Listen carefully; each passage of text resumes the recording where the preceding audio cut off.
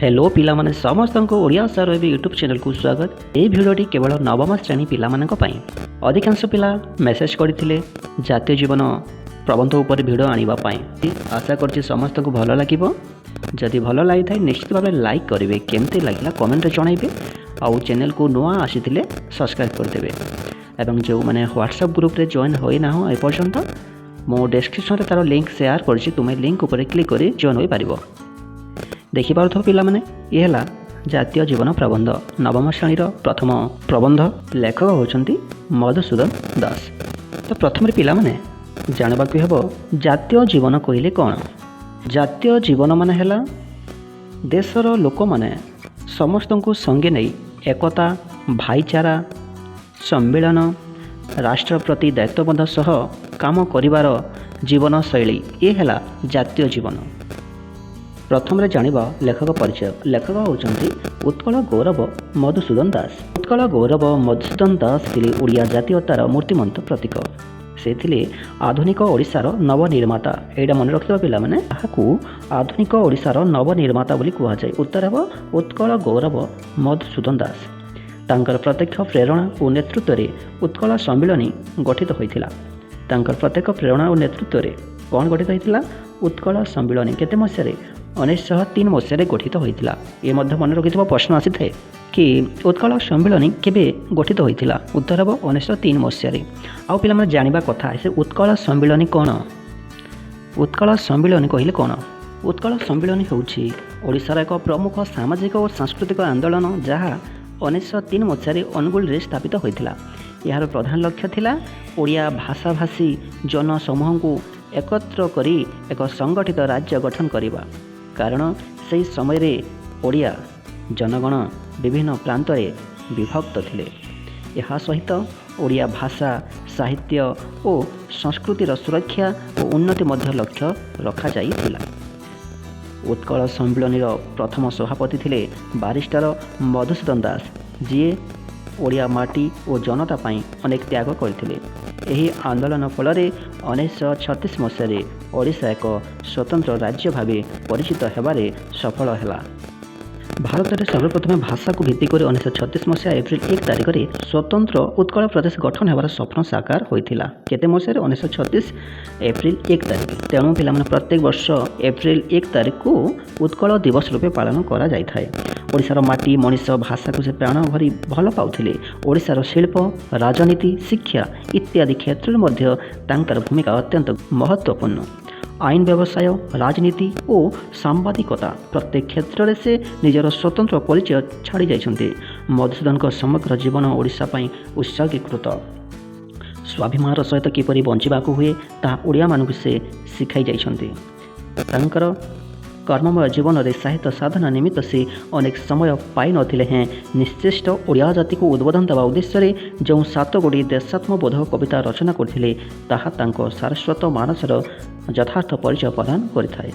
संक्षिप्त जातीय जीवन उत्कल सम्मिलनी एक विशेष अधिवेशन रे प्रदत्त अभिभाषण संक्षिप्त रूप। उत्कल सम्मिलनी एक विशेष अधिवेशन रे दिया जाइथिबा गोटे अभिभाषण तार संक्षिप्त रूप होउछि जातीय जीवन प्रबंध।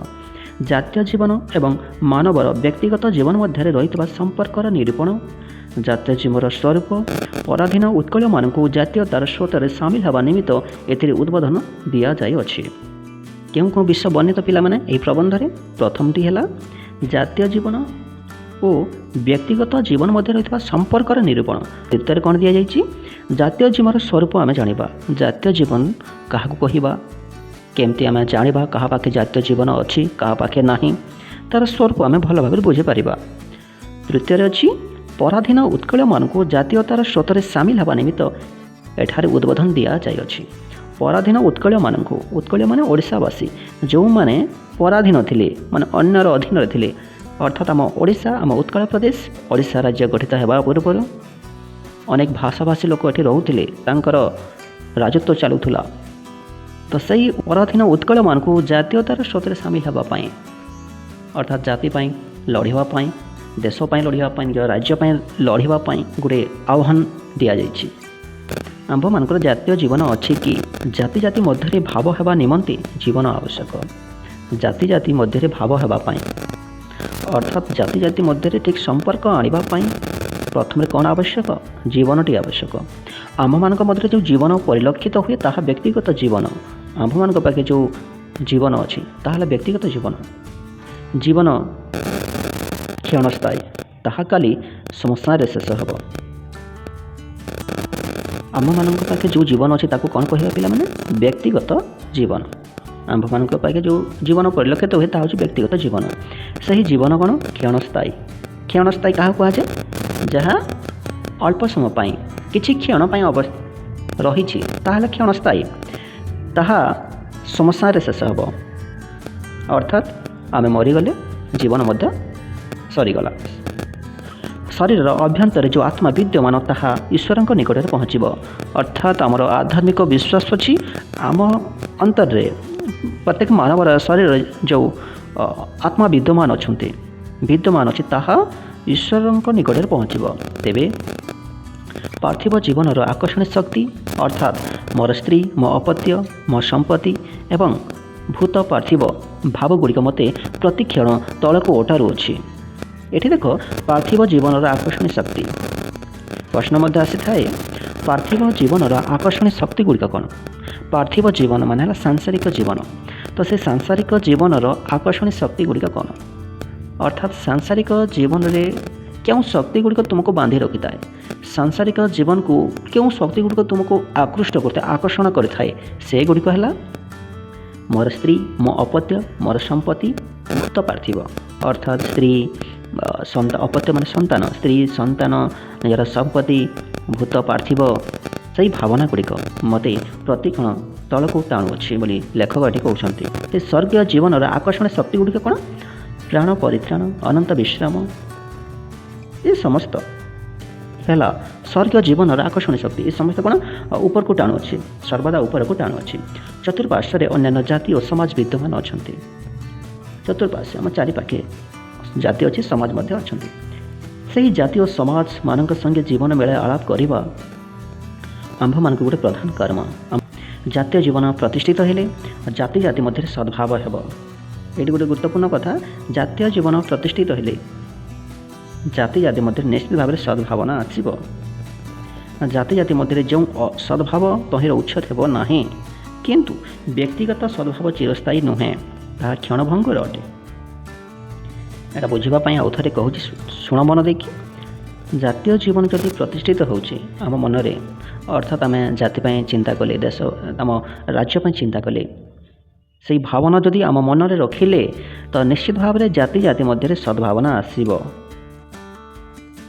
अर्थात अन्य लोकर जदि आम चिंता करवा भाईचारा सृष्टि करवा बंधुता स्थापन करवा एपरी मनोभाव जदि मन भितर रखा तो निश्चित भाव में जाति जाति मध्य सद्भावना आसब सद्भाव आसब जाति जाति मध्य जो सद्भाव तहिर उच्छेद हेब नाही तो जाति जाति मध्य जो सद्भाव आसब तार केबे भी उच्छेद हेब नाही बा केबे सही चिंताधारा भग्न हेब नाही भांगिब नाही किंतु एठी कहगला व्यक्तिगत सद्भाव चिरस्थायी नुहे चिरस्थायी माँ चिरस्थायी अर्थात जहाँ सबुदिन रही था दीर्घ समय रहे किंतु ये नुहे कहुई अर्थात व्यक्तिगत सद्भाव सबुदिन रहे नहीं ताहा होचे क्षणभंगुर माने भांगी जाए कहीं कहीं एपरी विचार करती जे जातीय सद्भाव हेले व्यक्तिगत असद्भाव रहिबो नाही कहीं कहीं विचार करती भावती कौन कि जातीय सद्भाव जदि है मनर जदि आम जातीय सद्भाव ना है तो व्यक्तिगत असद्भाव रहिबो नाही एपरी भाविबाटा निश्चित भाव में गोटे भ्रांतिमूलक जातीय जीवन प्रतिष्ठित हेले सुधा जाति भितर व्यक्तिगत विवाद समूले लोप पाइबा असंभव जदि भी आम मन जातीय जीवन प्रतिष्ठित होइछे तेबे भी जाति भितर व्यक्तिगत विवाद समूले लोप पाइबा असंभव तो निश्चित भाव में जातीय जीवन प्रतिष्ठित हेले मध्य व्यक्तिगत विवाद किछि ना किछि रही थाए ताहा संपूर्ण भाव लोप पाइब असंभव कथा एहीपरि केही मन करिवे नाही जे उत्कल जातीय जीवन प्रतिष्ठित होई तहिर मूलदुआ दृढ़ हेले आंभ देश में व्यक्तिगत विवाद आदौ रहिबो नाही ओ अदालत गुड़िक उठिଯିव एपरि आमे मन करिबा नाही जदि भी आम मन में जातीय जीवन प्रतिष्ठित हैला एवं मूलदुआ दृढ़ हैला एवं आम देश में व्यक्तिगत विवाद रहिबो नाही अदालत गुड़िक उठिଯିव एपरि भावना रहिबा ठीक नुह व्यक्तिगत जीवन में असद्भाव हेले सुधा जातीय सद्भाव किसी अभाव घटो ना मु कौन शिक्षित ଓ ପଦସ୍ଥ ଉତ୍କଳୀୟଙ୍କଠାରୁ ତଳ ଲିଖିତ ମର୍ମରେ ଚିଠି ପାଇ ଅଛି। ଏଠି କ'ଣ ସେ ଲେଖକ ଚିଠି ପାଇଛନ୍ତି ସେଇ ଉପରେ ଆମେ ଜାଣିବା। ସେଇ ଚିଠି କାହାର? ଜଣେ ଶିକ୍ଷିତ ଓ ପଦସ୍ଥ ଉତ୍କଳୀୟ, ମାନେ ସେ ଓଡ଼ିଶାର ଏକା। ସେ କ'ଣ ଚିଠି ଦେଇଛନ୍ତି ଲେଖକଙ୍କୁ ତାହା ଜାଣିବା। ମୋ ସଙ୍ଗେ ଆପଣଙ୍କ ମନ ମିଳିଲା ନାହିଁ, ଅତଏବ ମୁଁ ସମ୍ମିଳନୀରେ କାର୍ଯ୍ୟ କରିପାରିବି ନାହିଁ। ସମ୍ମିଳନୀ କଥା କେଉଁ ସମ୍ମିଳନୀ? ଉତ୍କଳ ସମ୍ମିଳନୀ, ଯାହାକି 1903 ମସିହାରେ ଗଠିତ ହୋଇଥିଲା। ତ ଏଠି ଜଣେ ଚିଠି କରିଛନ୍ତି, ମୋ ସଙ୍ଗେ ଆପଣଙ୍କ ମନ ମିଳିଲା ନାହିଁ, ଅର୍ଥାତ୍ ମୁଁ ଆପଣଙ୍କ ସହିତ ମିଶିପାରିଲି ନାହିଁ, ମୋତେ ଠିକ୍ ଲାଗିଲା ନାହିଁ, ଆପଣଙ୍କ ଚିନ୍ତାଧାରା ମୋ ଚିନ୍ତାଧାରା ଅଲଗା, ମୁଁ ଆପଣଙ୍କ ସହିତ ମିଶି ପାରିଲି ନାହିଁ, ଅତଏବ ମୁଁ ଏହି ସମ୍ମିଳନୀରେ ମଧ୍ୟ କାର୍ଯ୍ୟ କରିପାରିବି ନାହିଁ। କେଉଁ ସମ୍ମିଳନୀ? ଉତ୍କଳ ସମ୍ମିଳନୀ, ଯାହାର ମୁଖ୍ୟ ଉଦ୍ଦେଶ୍ୟ ଥିଲା ଓଡ଼ିଆ ଭାଷାକୁ ନେଇକି ଏକ ସ୍ୱତନ୍ତ୍ର ରାଜ୍ୟ ପ୍ରତିଷ୍ଠା କରାଯିବ, ଗଠନ କରାଯିବ। ଏଥିର କାରଣ ଆମ୍ଭମାନଙ୍କ ଜାତୀୟ ଜୀବନର ଅଭାବ। ଯେଉଁ ଚିଠି ଆସିଥିଲା, ଜଣେ ଯେଉଁ ଚିଠି ଦେଲେ କ'ଣ ବୋଲିକି, ମୋ ସଙ୍ଗେ ଆପଣଙ୍କ ମନ ମିଳିଲା ନାହିଁ, ମୋତେ ମୁଁ ସମ୍ମିଳନୀରେ କାର୍ଯ୍ୟ କରିପାରିବି ନାହିଁ। ଏହାର କାରଣ କ'ଣ? ଏପରି ଜଣେ କାହିଁକି ଲେଖିଲା? ଜଣେ ଉତ୍କଳୀୟ ହୋଇକି, ଓଡ଼ିଶାବାସୀ ହୋଇକି କାହିଁକି ଏପରି ଜଣେ ଲେଖିଲା? କାରଣ ହେଲା ତା ପାଖେ କ'ଣ ଅଭାବ ରହିଛି? ଜାତୀୟ ଜୀବନର ଅଭାବ ରହିଛି। ତା ପାଖେ କ'ଣ? ଜାତୀୟ ଜୀବନ। ବ୍ୟକ୍ତିଗତ ଜୀବନ ଅଛି, କିନ୍ତୁ ତା ପାଖେ କ'ଣ ଅଭାବ ଅଛି? ଜାତୀୟ ଜୀବନର ଅଭାବ ରହିଛି। ଜାତୀୟ ଜୀବନ ଗଠିତ ହେଲେ ବ୍ୟକ୍ତିଗତ ଭାବରେ ଅସଦ୍ଭାବ ଥିଲେ ସୁଦ୍ଧା ଜାତୀୟ ଅନୁଷ୍ଠାନରେ ସମସ୍ତେ ମିଳିମିଶି କାର୍ଯ୍ୟ କରିପାରିବା, ଏଥିରେ ସନ୍ଦେହ ନାହିଁ। ଜାତୀୟ ଜୀବନ ଗଠିତ ହେଲେ ବ୍ୟକ୍ତିଗତ ଭାବରେ ଅସଦ୍ଭାବ ଥିଲେ ସୁଦ୍ଧା ଆମର ବ୍ୟକ୍ତିଗତ ଚିନ୍ତାଧାରା ଅଲଗା ହୋଇପାରେ, ଆମ ଭାବନା ଅଲଗା ହୋଇପାରେ, କିନ୍ତୁ ଯଦି ମନରେ ଜାତୀୟ ଜୀବନ ଗଠିତ ହୋଇଅଛି, ପ୍ରକୃତରେ ନିଜ ଆଡ଼ୁ ଯଦି ଚେଷ୍ଟା କରୁଛ ଜାତି ପାଇଁ, ନିଜ ଜାତିର ମଙ୍ଗଳ ଚାହୁଁଛ, ଲୋକମାନଙ୍କର ହିତ ଚାହୁଁଅଛ, ବନ୍ଧୁତା ସ୍ଥାପନ କରିବାକୁ ଚାହଁ, ଭାଇଚାରା ସୃଷ୍ଟି କରିବାକୁ ଚାହଁ, ଏପରି ଭାବନା ଯଦି ମନରେ ଅଛି, ତେବେ ତୁମ ନିଜର ବ୍ୟକ୍ତିଗତ ଭାବରେ ଅସଦ୍ଭାବ ଥିଲେ ସୁଦ୍ଧା ଜାତୀୟ ଅନୁଷ୍ଠାନରେ ସମସ୍ତେ ମିଳିମିଶି କାର୍ଯ୍ୟ କରିପାରିବେ, ଏଥିରେ ସନ୍ଦେହ ନାହିଁ। ଏହା କହିବା ଅର୍ଥ କ'ଣ କି ଯେଉଁ ଚିଠି ମିଳିଥିଲା ଜଣେ ଉତ୍କଳୀୟଙ୍କ ଠାରୁ, ସେ କହିଲେ କ'ଣ, ମୁଁ ସମ୍ମିଳନୀରେ କାର୍ଯ୍ୟ କରିପାରିବି ନାହିଁ। ଏଇଥିରୁ ଜଣାଗଲା ତାଙ୍କ ହୃଦୟରେ ଜାତୀୟ ଜୀବନ ଗଠିତ ହୋଇନାହିଁ।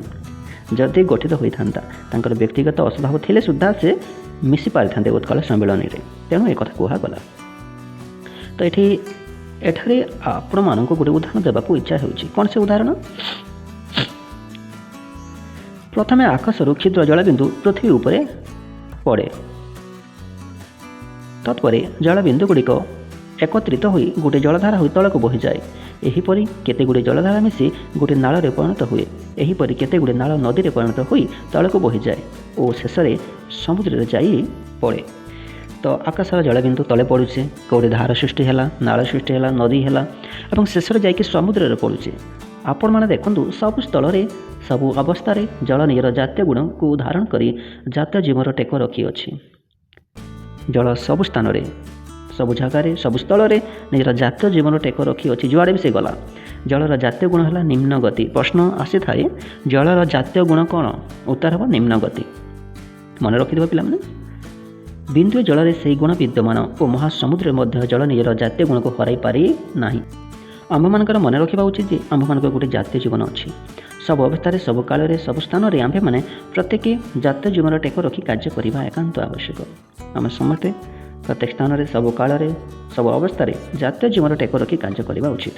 ଆମ୍ଭମାନଙ୍କ ମଧ୍ୟରୁ ଯେବେ କେହି ଭ୍ରମରେ ପଡ଼ିଥାନ୍ତି, ସେହି ଭ୍ରମ ଅତି ଶୀଘ୍ର ସଂଶୋଧନ କରିବା ଏକାନ୍ତ ଆବଶ୍ୟକ।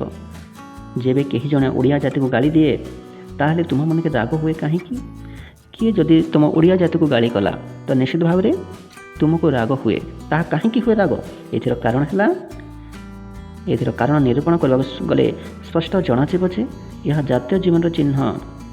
ନିଶ୍ଚିତ ଭାବରେ ଏଥିରୁ ଜଣାଗଲା ସମସ୍ତଙ୍କ ପାଖେ କିଛି ନା କିଛି ଜାତୀୟ ଜୀବନ ଅଛି।